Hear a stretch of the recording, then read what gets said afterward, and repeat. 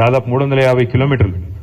ఇంత దూరం మరి మీకు శ్రమ అయినా కూడా చాలా ఓపికగా మీ అందరినీ కూడా మోటివేట్ చేసి ఇక్కడ దాకా తీసుకొచ్చిన సోదరులు ఊకంటి ప్రభాకర్ రావు గారికి, అదేవిధంగా వారితో వచ్చిన మిత్రులు కొన్ని పేర్లు గుర్తున్నాయి, కొన్ని హమీద్ గారు, కృష్ణ గారు, నరసింహారావు గారు, వర్మ గారు, వీరభద్రం గారు, శివాజీ గారు, కృష్ణ గారి పేరు చెప్పాను, భానువత్ కృష్ణ గారు, పేరు పేరున అందరికీ, వారితో పాటు విచ్చేసిన మీ అందరికీ, మా సోదరులందరికీ కూడా హృదయపూర్వకంగా నమస్కారాలు, హృదయపూర్వకంగా మీ అందరికీ స్వాగతం, సుస్వాగతం. ప్రభాకర్ రావు గారు మాట్లాడుతూ సింగరేణి కార్మికులకి కేసీఆర్ గారు చేసిన మేలు గురించి చాలా వివరంగా, వారసత్వ ఉద్యోగాలు ఎట్లా ఇచ్చినారు, ఆరోగ్యపరమైన సమస్యలు వస్తే ఎట్లా ఆదుకున్నారు, ఇవన్నీ కూడా చాలా వివరంగా చెప్పారు. కానీ ఆశ్చర్యం ఏంటంటే సింగరేణి బెల్ట్లో ఉన్న 13 నియోజకవర్గాల్లో మనం ఓడిపోయాం. మరి ఎక్కడ తేడా వచ్చింది, ఎక్కడ ఎందుకు మరి టీబీజీకేఎస్కి పార్టీకి ఎక్కడ శృతి కుదరలేదు, ఇది కొద్దిగా లోతుగా అధ్యయనం చేయాల్సిన అంశం. ఎందుకంటే అక్కడ పైన తూర్పు ఆదిలాబాద్ జిల్లాలో ఉండే బెల్లంపల్లి, చెన్నూరు, మంచిర్యాల, అలాగే కిందికి వస్తే ఇంకా మొత్తం గోదావరిలో రామగుండం, ఆ తర్వాత కిందికి మంతిని, తర్వాత మళ్ళీ భూపాలపల్లి, అక్కడి నుంచి మళ్ళీ చివరికి ఇల్లెందు, మనుగూరు, కింది దాకా సత్తుపల్లి దాకా, కొత్తగూడెం దాకా, మొత్తానికి మొత్తం ఒక్కటంటే ఒక్క సీట్లో కూడా 13 సీట్లుంటే గోదావరి పరివాహక ప్రాంతంలో మీ బొగ్గుగని విస్తరించున్న ప్రాంతంలో ఒక్క సీట్లో కూడా మరి మనం గెలవలేదు. దానివల్ల డెఫినెట్గా మేము కూడా ఆలోచనలు పడ్డాం పార్టీగా, అరే ఇట్లెట్ట జరిగింది, గతంలో ఎంతో మంది ముఖ్యమంత్రులు ఎన్నో ప్రభుత్వాలు హామీలు ఇచ్చి నెరవేర్చలేదు, అట్లాంటిది వారసత్వ ఉద్యోగం అనే ఒక ఇమోషనల్ అంశం, దాన్ని కూడా నిలబెట్టుకున్నాము. ఇచ్చిన 10 హామీల్లో 8 పూర్తిగా చేయగలిగాము, 2 పాక్షికంగా అయినాయి. అయినప్పటికీ మరి కార్మికులు ఈ రకంగా ఎందుకు మనకు మద్దతు పలకలేదు అనే ఒక ఆలోచన మాత్రం పార్టీలో ఆనాడు కలిగింది. అప్పటికే ఎదురు దెబ్బ తగిలింది మనకు 2023 డిసెంబర్ ఎన్నికల్లో. తదనంతరం వచ్చిన గుర్తింపు సంఘం ఎన్నికల్లో కూడా మనం ఎందుకు యాక్టివ్గా పార్టిసిపేట్ చేయలేదంటే నిజానికి మేము కూడా మదనపడ్డాం. ఇట్లా కార్మిక సంఘం పెట్టడం వల్ల లాభం అయిందా, నష్టం అయిందా, కార్మిక సంఘంలో ఉండే పంచాయతీలు ఏమైనా పార్టీ మీద ప్రభావం చూపినాయా, అందులో ఉండే అంతర్గత రాజకీయాలు, ఎందుకంటే ట్రేడ్ యూనియన్ అంటేనే చాలా ఉంటాయి పాలిటిక్స్, దానివల్ల కూడా ఏమైనా నష్టం అయిందా మెయిన్ పార్టీకి అని చెప్పి కొంత మదనపడ్డాం. అందుకే మరి జరిగిన గుర్తింపు సంఘం ఎన్నికల్లో ఆ తర్వాత నిజానికి అంత క్రియాశీలంగా పార్టీ పనిచేయలేదు. అయినప్పటికీ మనుగురులో నేను మిమ్మల్ని అభినందిస్తా ఉన్నా, 24 ఓట్లతో మాత్రమే మీరు ఓడిపోయారు తప్ప నిజానికి మీరు ఓడిపోలేదు. పార్టీ ఆనాడు పూర్తిగా మద్దతు పలకపోయినా, క్రియాశీలంగా లేకపోయినా, మీ అంతటా మీరుగా కేసీఆర్ గారి మీద ప్రేమతో, తెలంగాణ బొగ్గుగని కార్మిక సంఘం మీద ప్రేమతో అద్భుతంగా పనిచేసి విజయ పంచులని ముద్దాడినందుకు మనుగూరులో ముఖ్యంగా మీ అందరిని నేను అభినందిస్తా ఉన్నాను.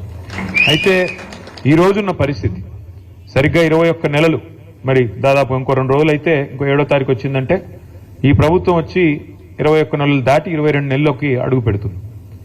ఏం జరిగింది అని ఒకసారి ఆలోచించుకుంటే 21-22 నెలల్లో తెలంగాణలో ఒకటి మాత్రం స్పష్టంగా కనబడతా ఉన్నది. మీరు ఇవాళ ఏ మనిషినైనా అడగండి, తెలంగాణలో ఫలానా వర్గం అని కానీ, ఫలానా కులం అని కానీ, ఫలానా మతం అని కానీ లేదు, ఫలానా వృత్తి అని కూడా లేదు. ఏ ఒక్కరిని మీరు తట్టి అడిగినా ఎట్లా ఉంది ప్రభుత్వం అని అడిగితే అందరూ స్ట్రెయిట్గా ఒక్కటే మాట చెప్తున్నారు, అప్పుడే బాగుంది, ఆనాడు కేసీఆర్ గారు ఉన్నప్పుడే బాగుండేది, ఈ ప్రభుత్వం వచ్చినాక అంత అగమ్యగోచరంగా ఉంది అనే మాట ఇవాళ ప్రతి ఒక్క మనిషి నుండి కూడా వినబడతా ఉంది. ముఖ్యంగా నేను గమనిస్తా ఉన్నది రైతుల్లో. ఇప్పుడే నేను కాంతారావు గారిని అడుగుతా ఉన్నా, అన్న మరి కొత్తగూడెం జిల్లాలో యూరియా సమస్య ఎట్లా ఉంది, యూరియా ఉందా, సమస్య లేదా అంటే భయంకరంగా ఉందన్నా, యూరియా సమస్య కాదు, సంక్షోభం, అది ఆ స్థాయిలో భయంకరంగా ఉంది, రాష్ట్ర వ్యాప్తంగా ఉన్నట్టే మా దగ్గర కూడా తీవ్రంగా రాత్రికే వచ్చి లైన్లు కడుతున్నారు, ఉదయం 3 గంటలకు వస్తున్నారు, చివరి కొంతమంది అక్కడనే పడుకుంటున్నారు, ఆ పరిస్థితి వచ్చింది. ఎన్నికలకు ముందేమో హామీల జాతర, ఎన్నికల తర్వాత ఏమో చెప్పుల జాతర అన్నట్టుగా ఇవాళ ఏ పిఎస్సిఎస్ కేంద్రం దగ్గర పోయినా, ఏ సొసైటీ కేంద్రం కాడికి పోయినా చెప్పులు వరుసలో భయంకరంగా కనబడతా ఉన్నాయి. కానీ ఒక్క మాటకు మాత్రం మనం ఒప్పుకోవాలని చెప్తున్నాడు ఇప్పుడే కాంతారావు గారు. ఏంది అదంటే అన్నాడు రేవంత్ రెడ్డి గారు నిజాయితీగా ముందే చెప్పాడన్నా, ఆనాటి రోజులు తిరిగి తెస్తానన్నాడు, నిజంగానే తెచ్చాడు. ఆనాడు కాంగ్రెస్ పాలనలో ఏ రోజులైతే ఉండేదో ఆ రోజులు మళ్ళీ తెచ్చాడు. మళ్ళీ కరెంట్ సరిగ్గా రావట్లేదు, మళ్ళీ మోటార్లు కాలిపోతున్నాయి, మళ్ళీ ట్రాన్స్ఫార్మర్లు వెళ్ళిపోతా ఉన్నాయి, మళ్ళీ రైతులు చెప్పుల జాతర పెట్టి పరిస్థితి వచ్చింది. వాస్తవంగా చెప్పాలంటే ఆయన నిజాయితీ గల మోసగాడన్నా రేవంత్ రెడ్డి గారు, నిజాయితీగా మోసం చేశాడు, చెప్పి మరీ చేశాడు. ప్రజలు ఆయన చెప్పాడు, ఎలక్షన్లకు ముందే చెప్పాడు, ఆయన కొత్తగా ఈరోజు చెప్తలేడు. రేవంత్ రెడ్డి గారు నిజాయితీగానే మోసం చేసిండు. ఆయన అన్నాడు, ప్రజలు మా చేతుల్లో మోసపోవాలనే కోరుకుంటారు. మీరు చూసే ఉంటారు ఆ వీడియో. మరి వాళ్ళు మోసం చేయాలంటే వాళ్ళకి మాట ఇవ్వాలి, మోసం చేయాలి, అదే మేము నేర్చుకున్నామని చెప్పాడు, చేశాడు. నిజానికి మనం ఆనాడు కొంత ఓవర్ కాన్ఫిడెంట్గా కూడా పోయాం. కేసీఆర్ గారు ఆయన ప్రభుత్వం చేసిన పని 10 ఏళ్ల పాటు బహుశా భారతదేశంలో 78 సంవత్సరాల్లో ఎక్కడా కూడా ఏ ప్రభుత్వం కూడా అంత తీవ్ర స్థాయిలో 10 ఏళ్లలో ఇంత అద్భుతమైన ఫలితాలు సాధించలేదు. మీకు 2 చెప్తాను నేను. ఒకటి, మన రాష్ట్రం రాకముందు గోదావరిలో కృష్ణలో మన నీటికి సంబంధించి పెద్ద ఎత్తున పోరాటాలు జరిగినా ఎన్నడూ ప్రాజెక్టుల నిర్మాణం జరగలేదు. మన బీళ్ళకి గోదావరి నీళ్లు రాలేదు, కృష్ణా నీళ్లు రాలేదు. అదే కేసీఆర్ ప్రభుత్వం వచ్చిన తర్వాత ఏం జరిగిందో నాకంటే బాగా మీకే తెలుసు.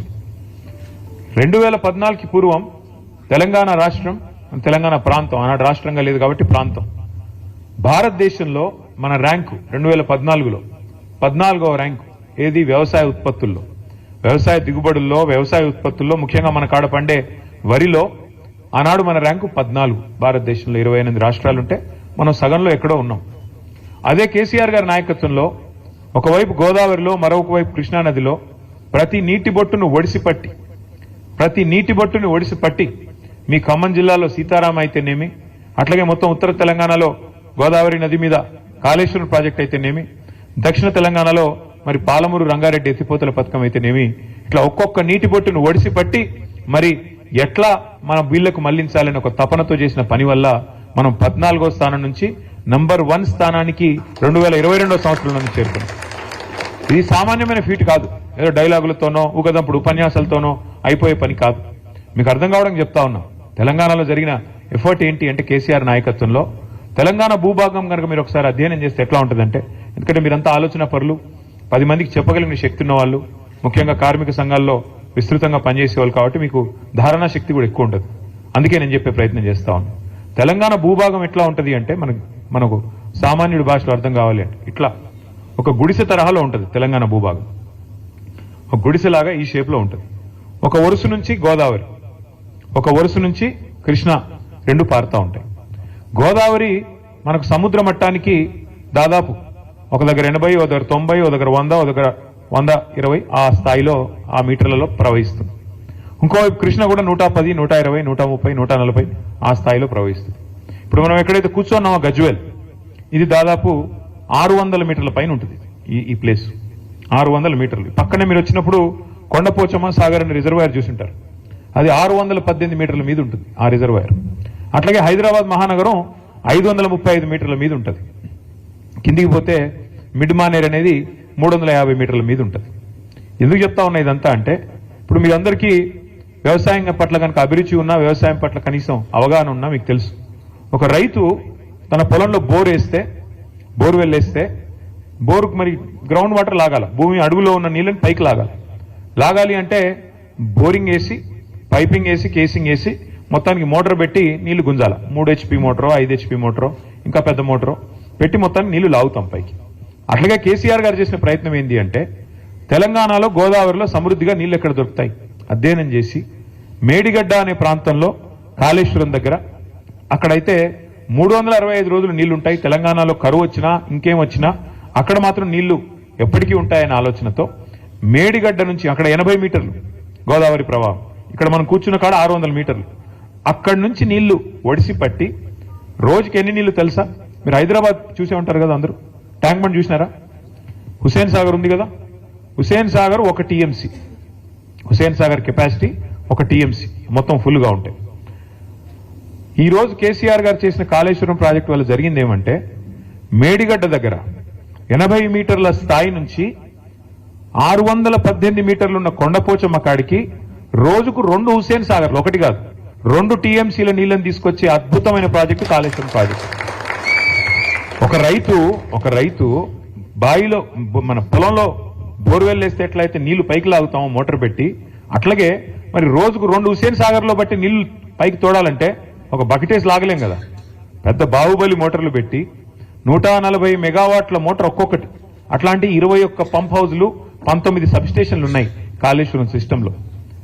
దానివల్ల అక్కడ గోదావరి 80 మీటర్ల నుంచి తీసుకొని ఒక్కొక్క స్టేజ్ ఎక్కిస్తూ మధ్యలో 300 మీటర్ల కాడికి మిడ్మానేర్ తెచ్చి అక్కడి నుంచి పైకి తెచ్చి అట్లా 15 రిజర్వాయర్లు, అట్లా 19 పంప్ హౌజ్లు, 21 సబ్ స్టేషన్లు, 100 కిలోమీటర్ల గ్రావిటీ మన సొరంగ మార్గాలు, 1000 కిలోమీటర్ల గ్రావిటీ టనల్, గ్రావిటీ ఛానల్స్, ఇవన్నిటి సమాహారం కాళేశ్వరం. 3 బ్యారేజీలు, ఇవన్నిటి సమాహారం కాళేశ్వరం. అట్లాంటి ప్రాజెక్టు కాళేశ్వరం. ప్రపంచంలోనే అతి పెద్ద లిఫ్ట్ ఇరిగేషన్ ప్రాజెక్ట్ ఎక్కడ? ప్రపంచంలో, భారతదేశంలో కాదు. ఎక్కడ ఉంది అంటే మన తెలంగాణలో ఉంది. దాని పేరు కాళేశ్వరం. ఇవాళ కేసీఆర్ గారు చేసిన బృహత్ ప్రయత్నం వల్ల, భగీరథ సంకల్పం వల్ల, మరి అప్పుడెప్పుడో శివుడు గంగను భూమి నుంచి దివికి దింపారంటారు, ఇది ఆకాశం నుంచి కిందికి తీసుకొచ్చారంటారు. కానీ కేసీఆర్ గారు చేసింది ఏం తెలుసా? కింది నుంచి మీదికి తీసుకొచ్చి ఇవాళ 80 మీటర్ల నుంచి 618 మీటర్లకు తెచ్చితే దానివల్ల ఏం జరిగింది? ఒక రైతుల పొలాలకు నీళ్లు మాత్రమే కాదు, మార్గ మధ్యంలో ఉండే అన్ని గ్రామాలు, అన్ని పట్టణాలకి మంచినీళ్లు. అట్లాగే ఇప్పుడే నేను మీకు చెప్పాను, హైదరాబాద్ మహానగరం 535 మీటర్ల మీద ఉంటుంది. ఇప్పుడు మనం కూర్చున్న ప్రాంతం కొండపోచమ్మ సాగర్ 15 టీఎంసీల సామర్థ్యం, అంటే 15 హుసేన్ సాగర్ల సామర్థ్యం. కొద్దిగా కిందికి పోతే మల్లన్న సాగర్ 50 టీఎంసీల సామర్థ్యం, అంటే 50 హుసేన్ సాగర్లతో సమానం. ఈ రెండు కూడా హైదరాబాద్ నెత్తి మీద కుండబెట్టినట్టే. ఈ రెండు శాశ్వతంగా హైదరాబాద్ అనే మహానగరానికి ఇవాళ 1 కోటి జనాభా ఉన్నారు. రేపు 3 కోట్లైనా ఇబ్బంది లేకుండా రాబోయే 50 సంవత్సరాలు హైదరాబాద్ మహానగరం యొక్క తాగునీటి గురించి కూడా ఆలోచించిన ఒక దార్శనికుడు, విజనరీ లీడరు మన నాయకుడు కేసీఆర్ గారు. తాగునీరు, సాగునీరు, మార్గ మధ్యంలో ఉండే ఇండస్ట్రీలకు నీళ్లు, ఇన్ని రకాలుగా ఆలోచన చేసి ఆ గోదావరిలోని ప్రతి నీటి బొట్టును ఒడిసిపట్టి నీళ్లు తీసుకొస్తే ఇవాళ ఆ కేసీఆర్ గారి మీద సిబిఐ కేసు. మాట్లాడితే తెల్లారులేస్తే బీజేపీ, కాంగ్రెస్ కత్తులు దూస్తారు. రాహుల్ గాంధీ గారు ఏమంటారు? సిబిఐ అనేది మోడీ గారు జేబు సంస్థ అంటాడు. మరి ఇక్కడ రేవంత్ రెడ్డి గారు ఏమంటున్నారు? కాదు కాదు, సిబిఐ చాలా మంచి సంస్థ, వాళ్ళకి ఇస్తాను, వాళ్ళకే ఇస్తానని చెప్పి దేశమంతా కాంగ్రెస్ పార్టీ దుమ్మెత్తిపోస్తుంటే సిబిఐ, ఈడీ, ఐటీ మీద, ఇక్కడ ఉన్న రేవంత్ రెడ్డి గారు మాత్రం లేదు లేదు, సిబిఐ చాలా అద్భుతమైన సంస్థ, చాలా గొప్ప సంస్థ, వాళ్ళకే ఇస్తానని చెప్పి ఇస్తే ఏం అర్థం చేసుకోవాలి మనం? దీని వెనుక ఉన్న రాజకీయం ఎట్లా అర్థం చేసుకోవాలి మనం? ఇందాక జగదీష్ రెడ్డి గారు చెప్పింది అక్షర సత్యం. ఇవాళ తెలంగాణ పచ్చబడుతుంటే కొంతమంది కళ్ళు ఎర్రబడుతున్నాయి, నచ్చట్లేదు వాళ్ళకి. వాళ్ళ కడుపులో ఎక్కడో దేవినట్టు అవుతున్నది. ఎందుకంటే తెలంగాణ బాగుపడుతుంటే, కేసీఆర్ గారి నాయకత్వాన్ని ప్రజలు ఆమోదిస్తుంటే, ప్రజలు అనుక్షణం గుర్తు చేసుకుంటుంటే వాళ్ళకి నచ్చట్లేదు. ఇక్కడ కార్మికులు బాగుండకూడదు, ఇక్కడ రైతులు బాగుండకూడదు, ఇక్కడ దరిద్రం తాండవిస్తేనే మన రాజకీయం సాగుతుంది అనే విధంగా ఇవాళ కాంగ్రెస్, బీజేపీ రాజకీయం చేసి ఇద్దరు కలిసి కేసీఆర్ గారి మీద ఏదో రకంగా కక్ష సాధింపు, ఏదో కేసు పెట్టి, ఏదో రకంగా బదనాం చేసి ప్రజల్లోకి పోయి ఏదో ఒకటి చేయాలా అని ఒక దుర్బుద్ధితో వ్యవహారం చేస్తా ఉన్నారు. 21 నెలల్లో కాంగ్రెస్ ప్రభుత్వం సాధించింది ఏందయ్యా అంటే ఏమీ లేదు, ఉత్త శుష్కప్రియాలు, శూన్యహస్తాలు, డైలాగులు తప్ప తెల్లారు లేస్తే ఒక్క పని జరిగిందా? ఆ డైలాగులు కూడా ఎంత నికృష్టమైన డైలాగులు. ప్రపంచంలో ఎవరైనా సరే అప్పు లేని మనిషి ఉంటాడు ఎవడన్నా? ఉన్నారా ఇక్కడ ఎవరన్నా? ప్రభాకర్ గారు మీకు అప్పు ఉందా లేదా? అప్పు లేనివాడు ఎవడు ఉంటాడా? అందరికీ ఉంటుంది అప్పు. అప్పు లేకుండా పనులు అవుతాయా? అప్పున్నా, ఎన్ని తిప్పలున్నా, లోపల బనీనికి పొక్కలున్నా, పైకి వెళ్ళి మాత్రం మంచి అంగి వేసుకుంటామా లేదా? మంచి అంగి వేసుకొని, కడక్ అంగి వేసుకొని వస్తాం. ఎందుకు? మళ్ళీ ఎవడన్నా అప్పు ఇవ్వాలి కదా. దుకాణం నడవాలంటే తెల్లారి మరీ అప్పు పుట్టితేనే కదా నడిచేది, రొటేషన్ కదా, అట్లుంటది వ్యవహారం. కానీ మన ముఖ్యమంత్రి ఏమంటున్నాడు? అప్పే పుట్టట్లేదు అంటలేదు, ఘోరం. నా రాష్ట్రం మొత్తం సగనాకిపోయింది, నా రాష్ట్రం క్యాన్సర్ పేషెంట్, నా రాష్ట్రం ఎయిడ్స్ రోగి, ఎవడిస్తాడు మరి అప్పులు? చివరికి ఏమంటున్నాడు ముఖ్యమంత్రి గారు ఈరోజు? చాలా విచిత్రం.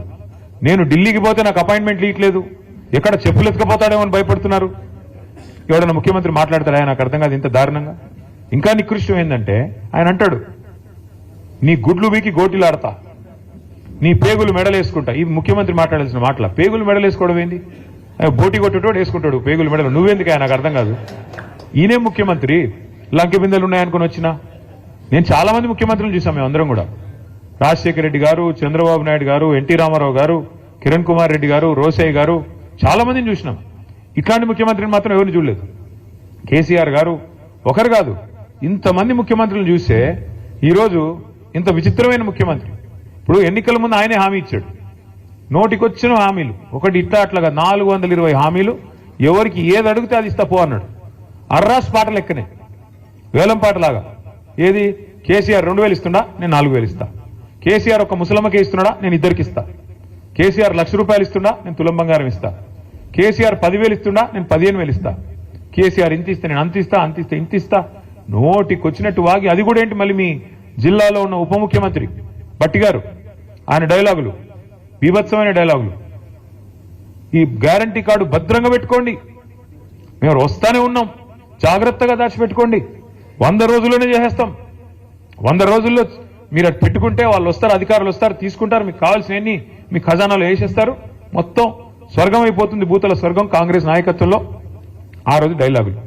ఆ రోజు అడిగారు విలేకరులు, అయ్యా మరి మీరు చెప్తున్నాయన్నీ అమలు చేయాలంటే 4 స్టేట్ల బడ్జెట్ కావాలా, 4 దక్షిణాది రాష్ట్రాల బడ్జెట్ కావాలా, ఎట్లా చేస్తారా స్వామి అంటే, మా కాంగ్రెస్ పార్టీకి చాలా తెలివి ఉంది, మాది 100 సంవత్సరాల చరిత్ర, మావాడు ఒక్కొక్కడు 6 ఫీట్లు ఉన్నాడు, మాకు తెలివి లేదంటారా, బ్రహ్మాండంగా సంపద పెంచుతాం, మేము ఇది చేస్తాం అది చేస్తాం అని డైలాగులు.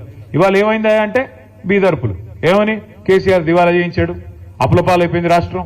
నేను ఒక్కటే అడుగుతా ఉన్నా మిమ్మల్ని, కాంగ్రెస్ నాయకుల్ని కానీ మిమ్మల్ని కానీ ఆలోచించమని అడుగుతా ఉన్నా. కేసీఆర్ గారు ముఖ్యమంత్రిగా ఉన్నప్పుడు కరోనా మహమ్మారి మొత్తం ప్రపంచం అంతా వచ్చింది, మన దాంతోపాటు మనకు కూడా వచ్చింది. ఎవడో అనుకోలే మూతికి బట్టలు కట్టుకొని ఇంట్లో కూర్చుంటామని. కూర్చున్నాం, బతుకుంటే బల్సార్ తినొచ్చు అని చెప్పి ఎవరింట్లో వాళ్ళు నోరు మూసుకుని మొత్తం దాదాపు సంవత్సరంన్నర కూర్చున్నాం. దానివల్ల ఏమైంది, ₹1 ఆదాయం లేదు ప్రభుత్వానికి అన్నాడు, రూపాయి కూడా లేదు. ఎందుకంటే బయట పనులు జరుగుతూనే కదా ప్రభుత్వానికి ఆదాయం వచ్చేది. బొగ్గు కానీ నడిస్తే, అక్కడ బొగ్గు తవ్వితే, బొగ్గు బయటకు వస్తే, బొగ్గు అమ్మితే అట్లే కదా ఆదాయం వచ్చేది. సింగరేణి సంస్థ కూడా దాని నుంచి వస్తుంది. అందులో మాకు కూడా ట్యాక్స్ రూపంలో గవర్నమెంట్ డబ్బులు వస్తాయి. ఒకడు సబ్బు కొనాలి, ఒకడు పప్పు కొనాలి, ఒకడు ఉప్పు కొనాలి, అవి కొంటేనే కదా ఆదాయం వచ్చేది. ఏదీ లేదు. మొత్తం సంవత్సరం పాటు ఎక్కడక్కడ తలుపులు బిడాయించుకొని ఇంట్లో ఉన్నారు. దానివల్ల ఏమైంది, ఆదాయం 0. కేసీఆర్ గారు ముఖ్యమంత్రిగా ఉన్నప్పుడు, ప్రభుత్వం ఉన్నప్పుడు ఆదాయం 0 అయినా రైతు బంధు ఆగిందా, పెన్షన్లు ఆగినాయా, కళ్యాణ లక్ష్మి ఆగిందా, షాదీ ముబారక్ ఆగిందా, పంటల కొనుగోలు ఆగినాయా, అంటే జీతాలు ఆగినాయా, కొద్దిగా ఆలస్యంగా పడ్డాయేమో, ఆగలేదు కదా. దమ్మున్న నాయకుడుంటే, దమ్మిడి లేకపోయినా సంక్షేమ పథకాలు ఆగవు. ప్రభుత్వం చిత్తశుద్ధి గల ప్రభుత్వం ఉంటే పనులు చేస్తారు తప్ప సాకులు వెతకదు. ఈ సన్నాసులు వీళ్ళకి పని చేయడం చేత కాదు, వాళ్ళు ప్రభుత్వం నడపడం చేత కాదు. ఎంతసేపు ఢిల్లీకి మూటలు పంపాలా, పదవులు కాపాడుకోవాలా తప్ప ఇంకో సోయి లేదు. ఏం చేయాలి మరి, తెల్లారులైతే కేసీఆర్ని తిట్టాలి. తిడితే చివరికి ఆఖరి పార్లమెంట్లో కూడా మన వాళ్ళు బీజేపీ ఎంపీఏ రఘునందన్ రావు అని బీజేపీ ఎంపీ ఉంటే ఆయన ప్రశ్న వేసినాడు పార్లమెంట్లో. ఏమని, అసలు తెలంగాణలో అప్పులు ఎంత అని కేంద్ర ప్రభుత్వాన్ని అడిగినాడు. కేంద్ర ప్రభుత్వం కుండబద్దలు కొట్టినట్టు చెప్పింది. మొత్తం లెక్కలు controller and auditor general, finance department వాళ్ళందరిని అడిగి తీసుకొని కుండబద్దలు కొట్టినట్టు చెప్పింది. 10 ఏళ్లలో కేసీఆర్ ప్రభుత్వం చేసిన అప్పు, వదిలిపెట్టిపోయిన అప్పు 3.5 లక్షల కోట్లు. అందులో కేసీఆర్ గారు రాకంటే ముందే 72,000 ఉంది, ఆయన వచ్చినాక 2,80,000 కోట్లు అప్పు చేసినాడు. ఇది మాత్రమే అప్పు అంటూ మన కేంద్ర ప్రభుత్వం స్పష్టంగా పార్లమెంట్లో చెప్పింది. అయినా సిగ్గులేదు. కేంద్ర ప్రభుత్వం పార్లమెంట్లో చెప్పిన సిగ్గు ఎంత మాత్రం లేదు కాంగ్రెస్ వాళ్ళకి. ఒకడు 6 లక్షలు అంటాడు, ఇంకొకడు 7 లక్షలు అంటాడు, ఇంకోటి 8 లక్షలు. ఎవడికి నోటికి ఎంత వస్తే అంత, ఎంత వస్తే ఎంత తోస్తే, ఎక్కడ ఉంటే అక్కడ నోటికి ఎంత వస్తే అంత మాట్లాడుతూ ఉన్నారు. ఆధారం ఏంది, ప్రామాణికమైంది, పత్రం ఏంటంటే ఎవరి దగ్గర ఏం లేదు. నోటికి ఎంత వస్తే అంత మాట్లాడాలా, అదరగొట్టాలా, ఉపన్యాసాలు ఇవ్వాలా, మీడియాను మేనేజ్మెంట్ చేసుకోవాలా, ప్రజల్ని మోసం చేయాలా, మళ్ళీ ఇటగే వ్యవహారం నడిపిస్తూ ఉండాలా. ఏం చేస్తున్నారు సక్సెస్ఫుల్గా వాళ్ళు, వాళ్ళ మీదికి రాకూడదు దృష్టి. అందుకే ఏం చేస్తున్నారు, 6 గ్యారంటీలు ఎవరు అడగొద్దు, సింగరేణిలో ఇచ్చిన హామీలు మీరు అడగొద్దు. ఏం చేయాలి మరి, ఏదో డైవర్షన్ గేమ్ ఆడాలి. ఓ రోజు కాళేశ్వరంలో కేసీఆర్ అరెస్ట్, సిబిఐ అని కొన్ని రోజులు టైంపాస్. ఫార్ములా ఈలో కేటీఆర్ అరెస్ట్, వేసుకోపోతున్నారు, ఇప్పుడు వేసుకోపోతున్నారు, ఇంకో గంటలు వేసుకోపోతారు. ఈ తర్వాత రెగ్యులేటరీ విద్యుత్ దానిలో జగదీష్ రెడ్డి అరెస్ట్. ఈ టైపులో రోజొక్క సొల్లు పురాణం తప్ప 22 నెలల్లో 21 నెలల్లో ఒక్క పని ప్రజలకు పనికొచ్చేది జరిగిందా ఎవరికన్నా? ఒక్క ఫ్రీ బస్సు ఏమనంటే ఫ్రీ బస్సు, అది ఎంత గొప్పగా ఉందో నాకంటే బాగా మీకే తెలుసు. ఎన్నడూ చూడని దృశ్యాలు చూస్తున్నాం ఫ్రీ బస్సుల్లో. ఏందది అసలు, ఆ దృశ్యాలు ఏంది, కొట్టుకోవడం ఏంది, ఎన్నడూ ఇంకా మనం అది విమానాల్లో కూడా ఉండవు. అట్లాంటి ఫ్రీ విమానం పెడితే కూడా అట్లాంటివి ఉండాలి, ఆ టైప్లో కొట్టుకుంటున్నారు. అంటే ఇలాంటి తప్ప ఒక్కటంటే ఒక్కటి నిజంగా రాష్ట్రానికి దీర్ఘకాలికంగా మధ్యకాలికంగా పనికొచ్చే ఒక్క పని కూడా 21-22 నెలల్లో జరగలేదు. ఇంకా భవిష్యత్తులో జరుగుతుందనే విశ్వాసం అయితే నాకైతే లేదు. ఎందుకంటే తెల్లారు లేస్తే వీళ్ళకి డబ్బులే యావ తప్ప, ఢిల్లీకి మూటలు పంపి ఎట్లా కాపాడుకోవాలనే యావ తప్ప, ఎట్లా కేసీఆర్ గారిని మన పార్టీని బదనాం చేయాలా, ఎట్లా ఇబ్బంది పెట్టాలన్న ఆలోచన తప్ప ఒక్కటంటే ఒక్కటి పని చేసి ప్రజలకు ఇచ్చిన హామీ నెరవేర్చాలన్న సోయి మాత్రం లేదు, ఇంకా రాదు కూడా నాకు తెలిసైతే. నేను మిమ్మల్ని అందరినీ దయచేసి ప్రార్థించేది ఒకటే, మరి చాలా దూరం నుంచి 300-350 కిలోమీటర్ల దూరం నుంచి కూడా మీరందరూ వచ్చినారు, దానికి ధన్యవాదాలు. కానీ మిమ్మల్ని ప్రార్థిస్తా ఉన్నా, మొదటి నుండి ఉమ్మడి ఖమ్మం జిల్లాలో ఏంటో కానీ మనకు తెలియదు, 3 ఎలక్షన్లు కొట్లాడినాం మనం తెలంగాణ వచ్చినాక, 14లో, 18లో, 23లో. ప్రతిసారి మనకు ఒకటే సీట్ వస్తుంది. ఆ 1 అనే సంఖ్య దాటట్లేదు మనం ఎందుకో కానీ. అప్పుడు ఫస్ట్ టైం గెలిచినప్పుడు అప్పుడు ఏం గెలిస్తుంది, కొత్తగూడెం మొదటిసారి. కొత్తగూడెం ఫస్ట్ టైం తర్వాత ఖమ్మం, మళ్ళీ తర్వాత భద్రాచలం. ఈ మూడే, ఇంకా కొత్తగూడెం, ఖమ్మం, భద్రాచలం. నా రిక్వెస్ట్ మీ అందరితో, అంటే అటు కాదు, కాదు ఒకటే సరిపోదు. మరి ఈసారి మనుగురు ఇస్తాం అంటున్నాడు ఆయన. ఒక మనుగురు సరిపోదు స్వామి. 10 సీట్లు ఉన్నాయి ఉమ్మడి ఖమ్మం జిల్లాలో. ఇంకా చెప్తాను. ఇంకా డీలిమిటేషన్ అయితే కొన్ని పెరుగుతాయి కావచ్చు. నేను మీ అందరితో ప్రార్థన, మీ అందరినీ రిక్వెస్ట్ చేసేది, మాకు కూడా ఏంటంటే 300 కిలోమీటర్ల దూరం కదా అని కొద్దిగా తక్కువ రాకపోక తక్కువ. ఈ దగ్గర ఉండే కాడ ఎక్కువ తిరుగుతాం, దూరం కాబట్టి అప్పుడప్పుడు మా అన్న పిలిస్తే చుట్టపు చూపుగా వచ్చేది పోయేది, లేకపోతే తక్కువ. కానీ మీరంతా చైతన్యవంతమైన ప్రాంతం. నేను ఎట్లాగో 10-11 తారీఖు వస్తున్నాను, భద్రాచలం తర్వాత కొత్తగూడెం నేను వస్తున్నాను. కానీ మీ అందరితో రిక్వెస్ట్ ఏంటంటే దయచేసి సింగరేణిలో ఉండే మేధావులు, ఆలోచన పరులు, విద్యావంతులు, మీ బాధ్యత కేవలం సంఘం కాడికే కాదు. మీ బాధ్యత కేవలం మీ టీబీజీ కేసుకో లేకపోతే మీ సంస్థ కాడికో కాదు. మీ బాధ్యత దయచేసి మీరు భుజాన వేసుకొని పార్టీని రేపటి రోజున ఇల్లందు కావచ్చు, పెనపాక కావచ్చు, కొత్తగూడెం కావచ్చు, ఎక్కడెక్కడైతే మీకు బలగం బంధుత్వాలు లేదా ఫ్రెండ్స్ ఉంటారో అన్ని చోట్ల కూడా దయచేసి మోటివేట్ చేయాల్సిన బాధ్యత, వీళ్ళు చేసిన మోసాన్ని చెప్పాల్సిన బాధ్యత, ముఖ్యంగా బీజేపీ రూపంలో కూడా మనకు వస్తున్న ముప్పు గురించి కూడా చెప్పాల్సిన బాధ్యత కూడా మన మీదనే ఉన్నది. మనం తప్పకుండా ఈ రాష్ట్రాన్ని కాపాడుకోవాల్సిన బాధ్యత మన మీదే ఉంది. ఎందుకంటే ఒక కేసీఆర్ గారికి తెలంగాణ మీద ఉండే ప్రేమ, ఒక కేసీఆర్ గారికి తెలంగాణ మీద ఉండే మమకారం ఎన్నటికైనా కాంగ్రెస్ కానీ అదేవిధంగా బీజేపీ కానీ ఉంటుందా ఒకసారి మీరు ఆలోచించాలని చెప్పి నేను కోరుతా ఉన్నా. ఎందుకంటే తెలంగాణ అనేది ఆయన సావు నోట్లో తలబెట్టి తెచ్చిన రాష్ట్రం. అన్ని రాష్ట్రాలకి ముఖ్యమంత్రులు ఉంటారు, నాయకులు ఉంటారు. కానీ ఇక్కడ రాష్ట్రాన్ని తెచ్చిన వ్యక్తే ముఖ్యమంత్రిగా నిన్నటిదాకా నడిపిన రాష్ట్రం మన రాష్ట్రం, మన ప్రత్యేకత అది. నా ప్రార్థన మీతో దయచేసి ఈసారి మాత్రం గట్టిగా పట్టుబట్టాలి. అది లోకల్ బాడీ ఎలక్షన్ అయితేనేమి, పంచాయతీ ఎలక్షన్ అయినా, గల్లీ ఎలక్షన్ అయినా లేదా ఢిల్లీ ఎలక్షన్ అయినా, ఏదైనా సరే ఈసారి మాత్రం ఎగరాల్సింది గులాబీ జెండానే. ఏదైనా సరే ఈసారి మాత్రం ఎగరాల్సింది మన కారు గుర్తే, మన నాయకుడు కేసీఆర్ గారి నాయకత్వంలో ముందుకు పోవాలి. దానికి మనం చిన్న ఇష్యూస్ ఉంటాయి, సంఘంలో ఉంటాయి, సంస్థలో ఉంటాయి, ఇంకోటి ఉంటాయి. వాటిని పక్కన పెట్టాలి. పొరపచ్చాలు లేకుండా మన నాయకుడు తిరిగి మళ్ళీ ముఖ్యమంత్రిగా తెలంగాణలో బాధ్యతలు చేపట్టాలనే లక్ష్యంతో తెలంగాణ ప్రజల కోసం, ఆయన కోసం కాదు, ఆయన ఆల్రెడీ 10 ఏళ్లు చేశారు ముఖ్యమంత్రి, ఆయనకి ఏం కొత్త పదవి కాదు. కానీ ఈ రాష్ట్రం మళ్ళీ గాడిన పడాలి అంటే తప్పకుండా ప్రజలు గుర్తు చేసుకుంటున్నారు. ఈరోజు మీరు ఎవరినైనా చూడండి, మీరు చూస్తూ ఉంటారు కదా వీడియోలు, ఎక్కడ పోయినా గుర్తు చేసుకుంటున్నారు. ఎందుకు అంటే దానికి కూడా కారణం ఉంది. ఎప్పుడైనా పెద్దలు చెప్తారు, మన మధ్యన ఒక పెద్ద ఆయన ఉంటే ఆ వాల్యూ మనకు అర్థం కాదు, విలువ తెలవదు. ఆయన ఆ పొజిషన్లో లేనప్పుడే తెలుస్తుంది. ఎప్పుడైనా సరే చీకటిని చూస్తేనే వెలుగు విలువ తెలుస్తుంది, గాడిదని చూస్తేనే గుర్రం విలువ కూడా తెలుస్తుంది. ఇవాళ గాడిదలు ఎవరైతే ఉన్నారో, నేను చెప్పను ఏ గాడిద అంటే మళ్ళీ అదో కథ. వాళ్ళని చూసిన తర్వాత ఇవాళ కేసీఆర్ గారి విలువ ప్రస్ఫుటంగా తెలుస్తున్నది ప్రజలకి. అయ్యో ఎంత తప్పు జరిగింది, అయ్యో ఎంత తప్పు. రైతులైతే నేను చూస్తా ఉన్నా, కొంతమంది వీడియోలు చూస్తా ఉన్నాను నేను, తమ చెప్పు తీసుకొని తాము కొట్టుకుంటున్నారు. మేము తప్పు చేశాము, కాంగ్రెస్ కోటేసి మోసపోయాము, రుణమాఫీ అంటే మోసపోయాము, రైతు బంధు పెంచుతామంటే వీళ్ళు ఏది చేయరు, వీళ్ళ వల్ల కాదు, ఇంకా ఉన్నదే పొడగొడుతున్నారు వీళ్ళని చెప్పి బాధపడతా ఉన్నారు. మరి అట్లా ఉండే రైతులు కానీ, కార్మికులు కానీ, మహిళలు 1,67,00,000 మందికి మాటిచ్చినారు, మీకు నెలకు 2,500 ఇస్తామని. వీళ్ళు ఇస్తారా? తులం బంగారం అన్నారు. నేను చెప్పాను ముందే, బంగారం కాదు, వీళ్ళు ఇనుము కూడా ఇవ్వరు. ఇది ఇనుము ఏమైనా ఉంటే ఉల్టా ఎత్తుకపోయే బ్యాచ్ తప్ప ఇచ్చే బ్యాచ్ కాదు అది. అలీబాబా 45 దొంగల్లాగా వీళ్ళు మామూలు వాళ్ళు కాదు, ఇది దండుపాలెం బ్యాచ్. ఇది ఆ బ్యాచ్, వీళ్ళు బంగారం ఇచ్చే బ్యాచ్ అసలే కాదు. మహిళల్ని కూడా అట్లా బుట్టలు వేసుకున్నారు, వాళ్ళని కూడా మోసం చేశారు. కాబట్టి ఒక్కొక్కరిని మనం చైతన్యవంతులు చేసి ఒక్కొక్క వర్గాన్ని దగ్గర తీసుకొని జాగ్రత్తగా ఒక్కొక్కటిగా ఇంకా మనకు టైం ఉంది, మనకేం తొందర లేదు, మనకేం ఇప్పటికిప్పుడు ఉరుకులు పెట్టాల్సిన అవసరం లేదు, టైం ఉంది. కానీ నిజంగా కూడా గొప్పగా అనిపించింది ప్రభాకర్ రావు గారు చెప్తుంటే, ఒక అధికార పార్టీని వదిలిపెట్టి ఇంకా 3 ఏళ్లు సమయం ఉండగా లేదు ఆ పార్టీ మాకు వద్దు, మాకు మా మాతృ సంస్థ బీఆర్ఎస్ అంటేనే మమకారం, కేసీఆర్ గారు అంటేనే మమకారం అంటూ 350 కిలోమీటర్ల దూరం మరి దాదాపు ఉదయం 3 గంటలకు లేచి బయలుదేరి వచ్చిన మీ అందరికీ కూడా శిరస్సు వంచి హృదయపూర్వకంగా సుస్వాగతం తెలియజేస్తూ, ముందుగా అందరం కూడా కండువాలు కప్పుకుందాం. కానీ కొద్దిగా ఒక పద్ధతిలో ఒకవైపు నుంచి ఒకవైపు పోయేటట్టు కండువాలు కప్పుకుందాం. ఒక విషయం మాట్లాడదాం చేద్దాం. ముందైతే మనం ఫోటోలు దిగి ఆ తర్వాత మీరు అన్నదాన్ని చేసుకుందాం. పేరున మళ్ళీ ఒకసారి మీ అందరికి నమస్కారం. జై తెలంగాణ, జై కేసీఆర్. ఒక పని చేద్దాం, ఒకవైపు నుంచి ఇటువైపు నుంచి రండి, ఇటువైపు నుంచి వెళ్దాం. Thank you.